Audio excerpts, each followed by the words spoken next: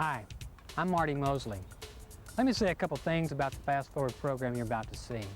First, we know that young people are easily bored. So the format for Fast Forward, it's lively, it's entertaining, it's real life. We bring out some of those unspoken emotions and feelings that teenagers have but are afraid to share with others. You may or may not agree with everything you hear from the teenagers on this show, but that's okay. They're just sharing their real feelings. The second thing is we've designed a leader discussion guide with questions and scripture verses. This will allow you to address some of the tough issues your teenagers face. We know that you can meet the spiritual needs of your teenagers better than we can, but we do want to help. Now on with today's episode of Fast Forward.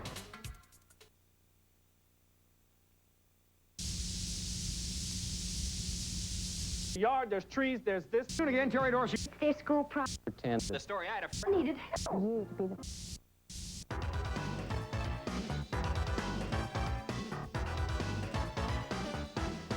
You're watching the Total TV Network. Dating. Now, do your palms sweat at the prospect of coming across a girl in the hallway? Yeah. And are your Friday nights free for the next 5 years? Yeah, you know, like your phone has got cobwebs on it. And when you dream about the person you're going to marry, does it seem more like a nightmare? Yeah. Well, today, we want to get the real scoop about love. And rejection. Marriage. Rejection. Commitment. Rejection. Love. Rejection.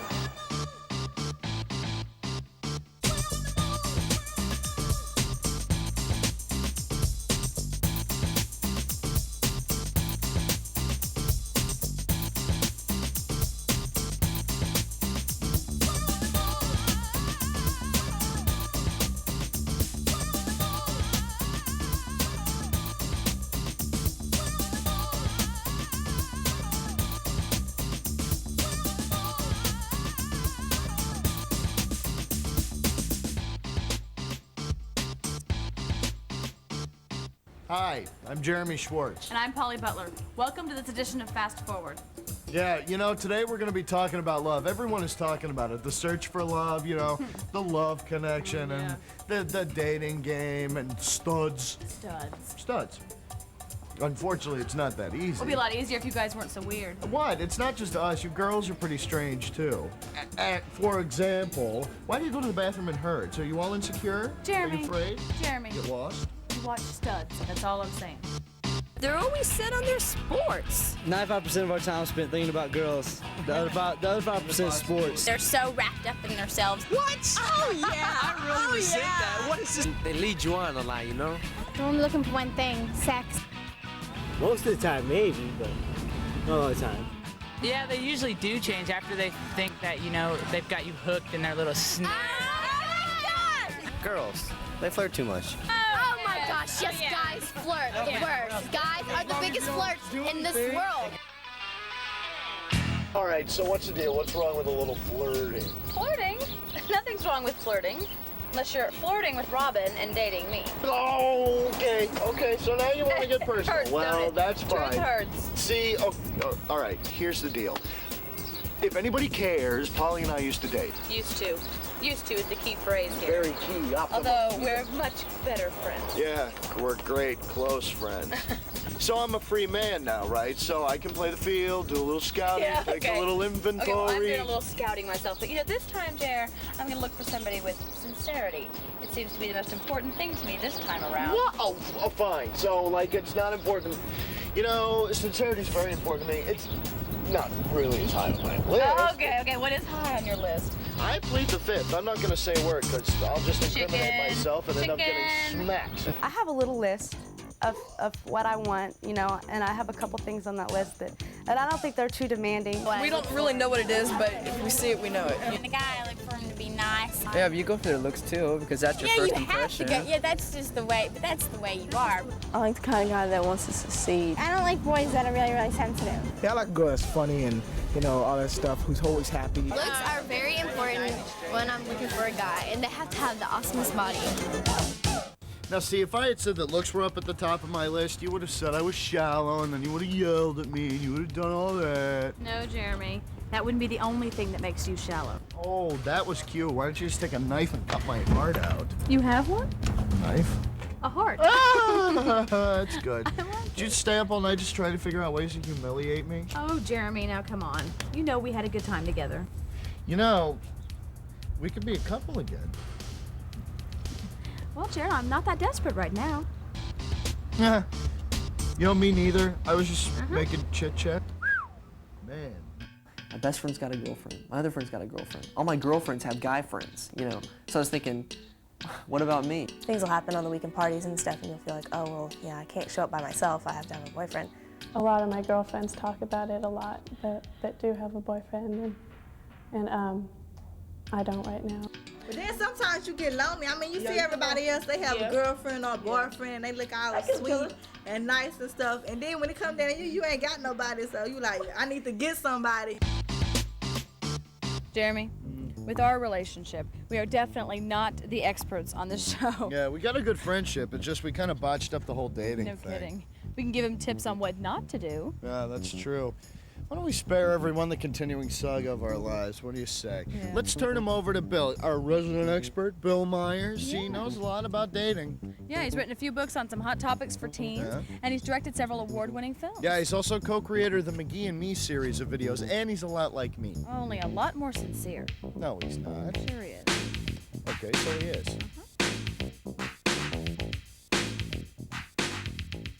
I kind of like to think of dating like a race.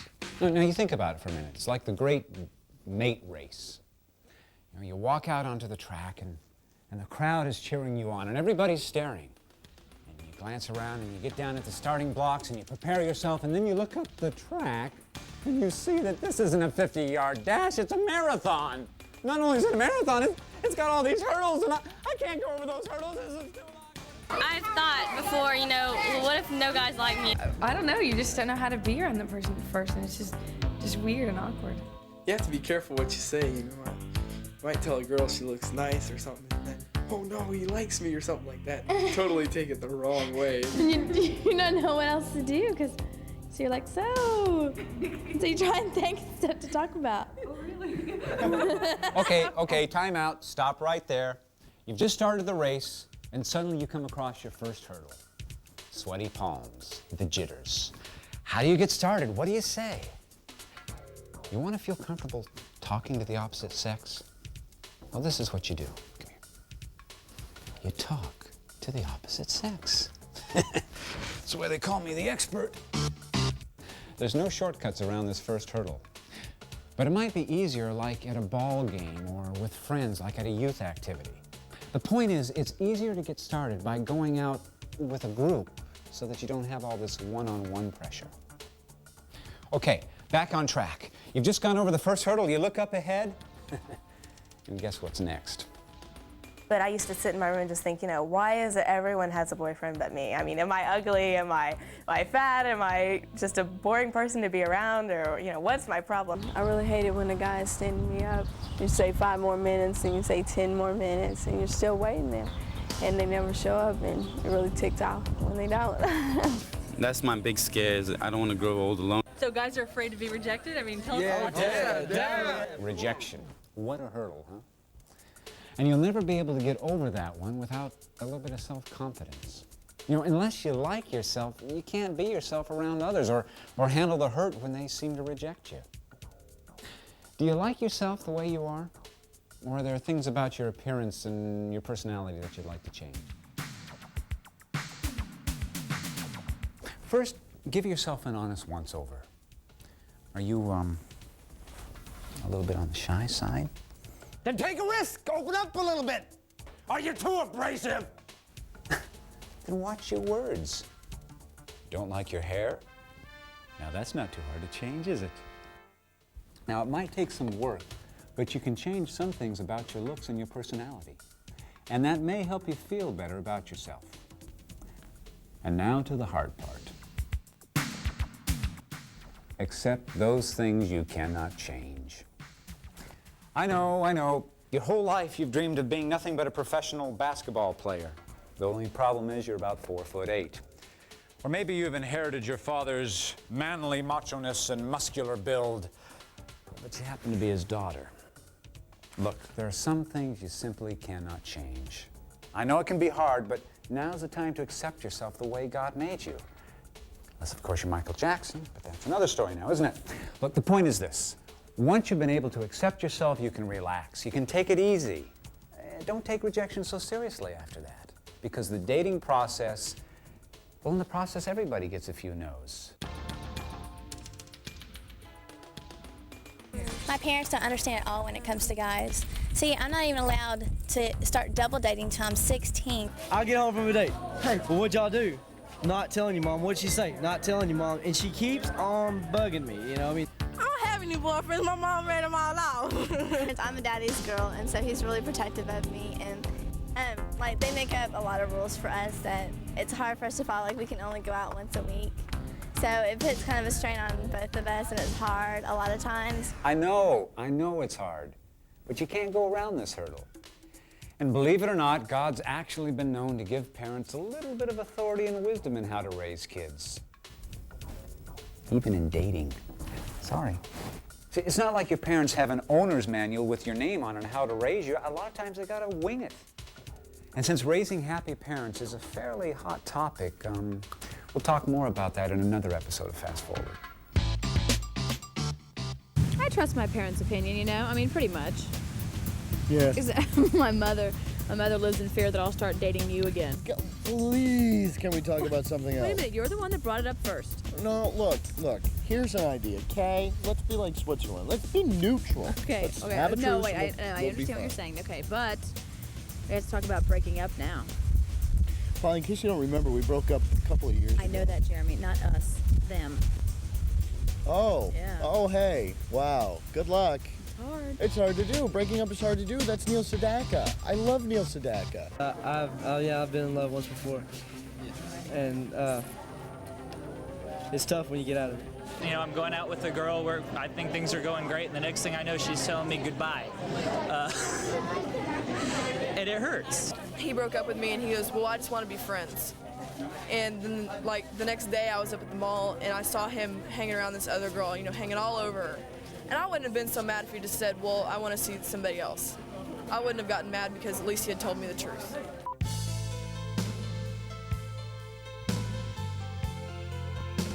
I still love him immensely, greatly, tremendously, with all my heart and all my soul. But I don't know if he really can understand that. I think Kathy is still a little bit attached to me, and I really don't want that to happen because right now I really don't have any feelings for her that way. I thought everything was hunky-dory, you know, that we were still, you know, madly in love and that he was hopelessly devoted because he had told me that, you know, oh, Kathy, when you leave, I'm not going to be able to date anybody else. And I couldn't take it, and I just told her I have to date other people, and that's just the way it's going to be, but I still, you know, I still love you. When I first saw him with another girl, I mean, literally, I felt like my heart was being stomped on. Like, I mean, because when I hurt, I didn't hurt just emotionally. I hurt physically. My chest felt like it was constricting, like it was just gonna explode. I tried to deal with it, you know, I tried to date him while he was dating other girls and, you know, but I couldn't look at other guys because I wanted Jason. Looking back now, I realized that she's pretty much different from me. You know, all the times I could remember he told me he loved me, and I wonder if all those things were lies or if he ever meant any of them. I thought I did love her very much, and I thought I'd never, ever, you know, give my love to anyone else. But guess what? I have.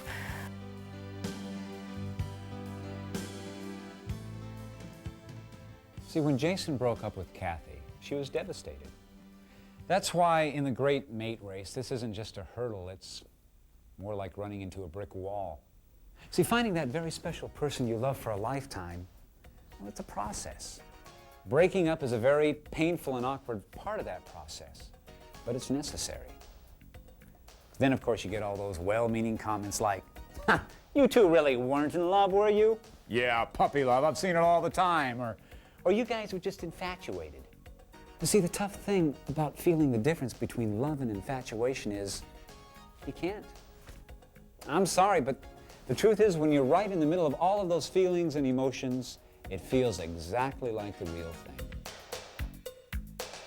I'll tell you how. Infatuation is basically a self-centered feeling.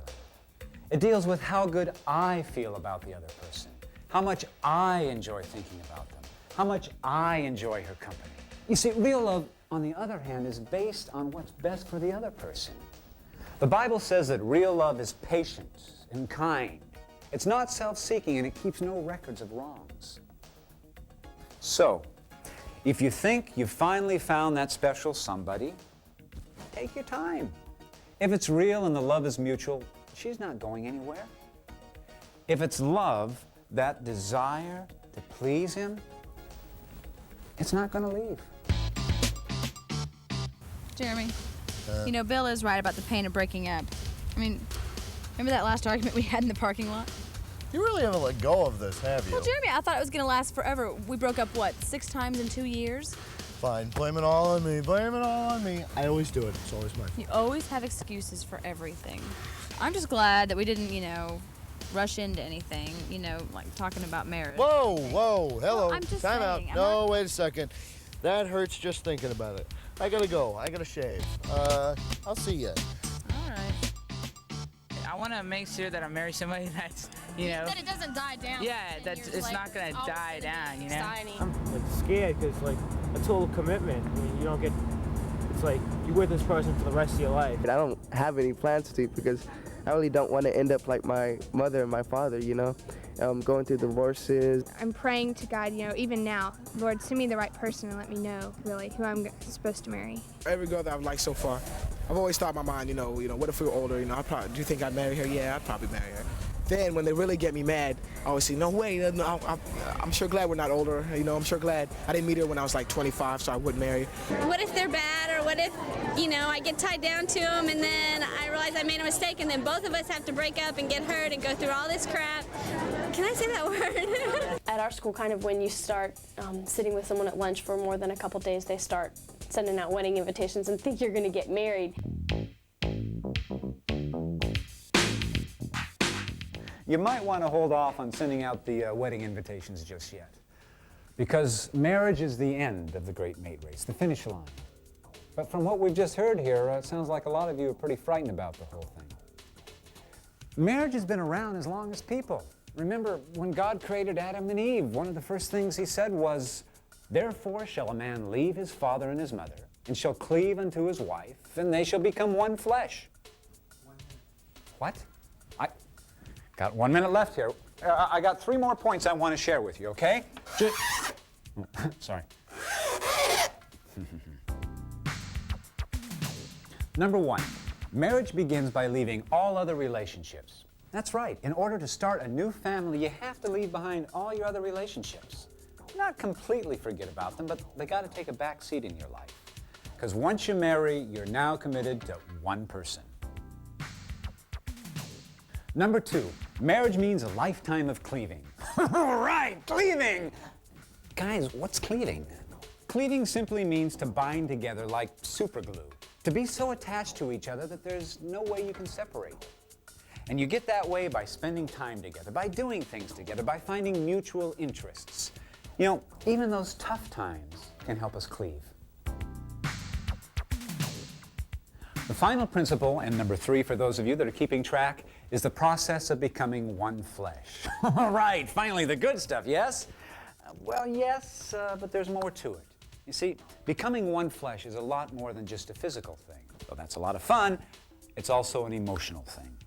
You know, sure, making love is a part of it, but there really is a lot more. See, it's a process. It's a process of learning to share your feelings without rejection. And over time, 2 people actually do become one flesh.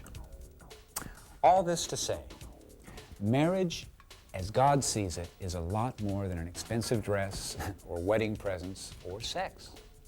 It's a big step that requires 2 very mature, unselfish people. You have to be friends with them first and, you know, like get to be their best friend or whatever. Yeah. She's my best friend, and I can tell her anything. So I really watch who I date, thinking, you know, I can marry this girl. I mean, you know, not that I'm going to get married soon, but I think things like when I'm out on dates, would I like to marry someone like this? I just think it's easier just to date around and meet different people, find out what they're like, and then I'm sure eventually I'll meet somebody and it'll just click. It's good to have a relationship like where you can just go out and have fun, you know, like go to the movies or something and just, you know, go laugh around and stuff, you know? My wedding night. You guys want to hear about my wedding night? Here I was, a good boy. We've been pure and chaste throughout the whole ordeal, and here comes the wedding, and finally the big night came. Ah, the big night. On my wedding night finds me in bed with 103-degree temperature. Big time flu. The flu on my wedding night is all I could do to make it through the ceremony. About an hour later, I'm like unconscious in the bed, totally wiped out. So that's how I spent my wedding night. Pretty racy stuff, huh? Yeah, I wondered what guys' problem is. They sit there and, well, I'm gonna marry a virgin someday, and they're out there having sex with all of them. It's like, well, forget it. You're out there doing it with them. There ain't gonna be any left. Girls aren't all that innocent. It's hard being a Christian and then having hormones try to take over when you're with a girl. Yeah. Sometimes when, you know, one of my friends and their boyfriend have already had sex, you think maybe a lightning bolt's gonna come crash down. You watch them and they don't seem to be having fights, problems, and you're like, gosh, okay, well, they're doing all right. And I'm out with my boyfriend and I'm like, gosh, you know, what's the deal? And you really question that. Even if you're, you know, I'm not going to, but gosh, you can't sit there and deny that the thoughts don't go through your head. The media and society in general make sex look like if you don't do it, you know, after a couple of dates with a girl or something, then you're weak or something, and you're not as strong as you should be. I feel like if I do things that God does not want me to do, that somehow I'm gonna get one of those diseases. I can just see me having AIDS or something. It's awful.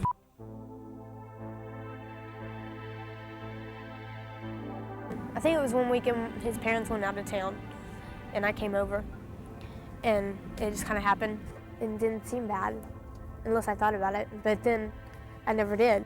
You think that that you can't get pregnant, that it can't happen to you. When he found out I was pregnant, it was like he said he was going to support me, but then since my mom told him that he couldn't be around anymore, he said okay, you know, and he wasn't. I don't care for him anymore. I don't feel anything for him anymore. At first, I thought it might be neat to have a baby, you know, because I wasn't thinking realistically. I was thinking, yeah, this would be cool, you know, have this baby of my own, and it'd be so cool, and you know, and it kind of upsets me because sometimes I can't go out and do things with my friends because I always have to either find a babysitter or have my mom watch him, and then I feel like I'm imposing on her. You can't do things that a lot of kids our age are supposed to be able to do, you know, go out and go to parties and stuff. And I regret what I did. I regret what happened. I was proud of being a virgin, and now I wish I still was.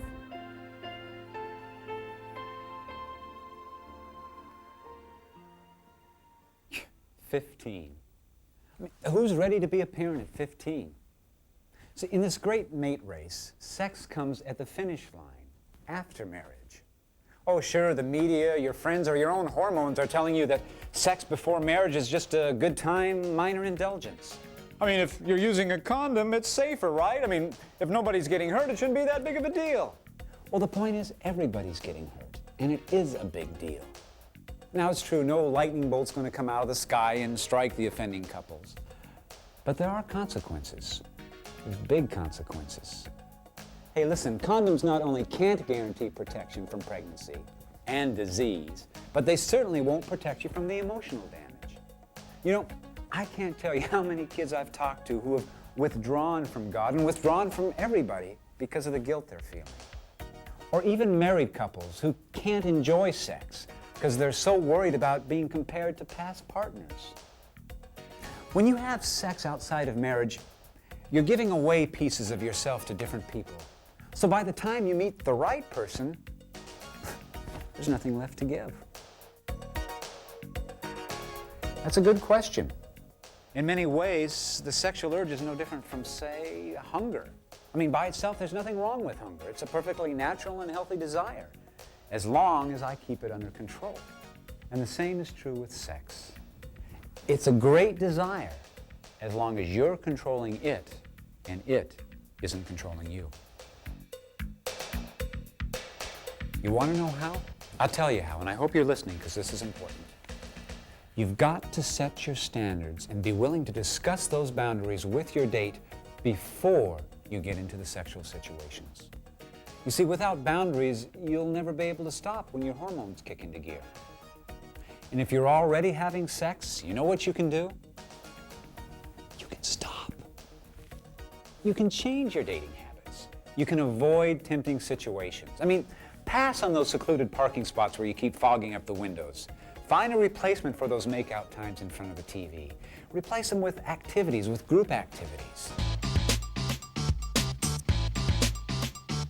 When I go out on a date, I let a guy know from the get-go that I have standards, and if he wants to go out with me, then he has to go by my rules and play by my rules. It feels a lot better to like go on a date, eat dinner, go watch a movie, and just take her home and just give her a kiss and then just have, you know, just leave it at that. My girlfriends would say, well, why haven't you had sex yet? And I just tell them that that's not something I believe in. I think you shouldn't put yourself in those situations because then it's just harder and harder to get out of it. Don't start something that you can't stop. Just don't. Get away from it, flee it, stay away from it. Once I had to break off a date because I found out about I was going out with this guy and I found out that he really pressures girls to have sex with him, and I did not want to do that. I really didn't want to be put in that situation. Thankfully, I've been able to, you know, abstain from sex. I've only been, it's only one incident where I almost went past that line, and I just thank God that I've been able to save myself. You know, so when I get married, my wife will be the first person. Man, it's gonna be an exciting time. I'm looking forward. You know, when I get married on my honeymoon.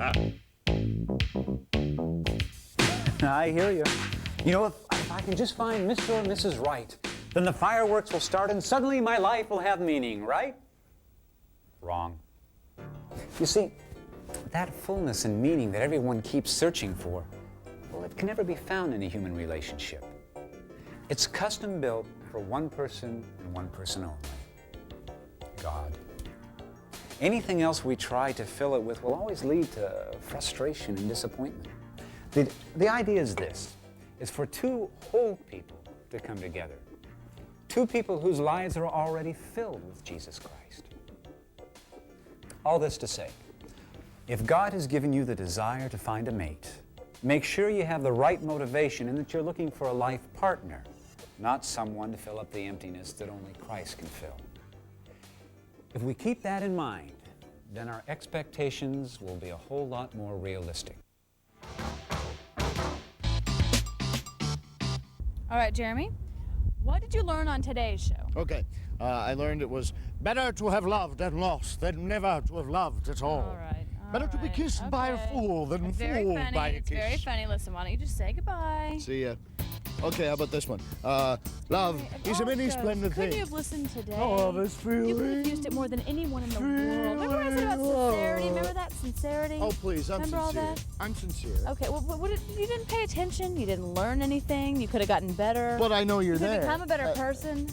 I'm a great person. All right. And I don't need anyone to tell me that because I know. I've read all the books and I'm okay with me. All right. I love me.